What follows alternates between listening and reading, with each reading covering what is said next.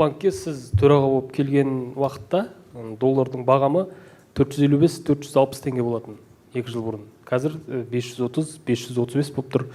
Әлбетте, жалпы инфляцияны шектеуде, экономикалық саясатты реттеуде ұлттық банктың құзыреті шектеулі. Дегенмен сіздер инфляцияны шектеу үшін, мысалы, үкіметке жалпылай емес бір егжей-тегжейлі нақты ұсыныстар енгізіп отырсыздар ма? Енгізсеңіздер нақты қандай ұсыныстар ол?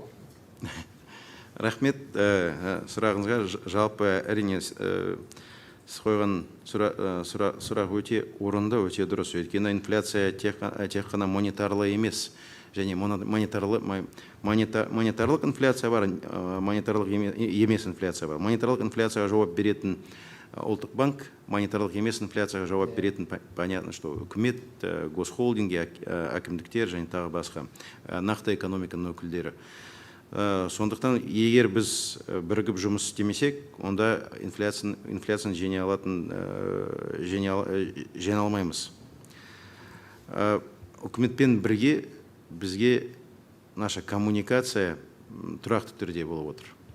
То есть, какие конкретно предложения мы давали? Очень много, допустим, фискалдық реформа бойынша бірнеше ұсыныстар берген болатынбыз. Мысалы, банктерге салынатын қосымша салық, бір жолғы салық. Сіз білесіз ғой, салық кодексінің аясында бір жолғы салық банктерге тиесілі.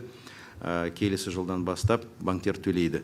Ол біздің ұсынысымыз. Одан басқа қаржы министрлігінің бағалы қағаздарға тиесілі 10%-тік салық біздің ұсынысымыз.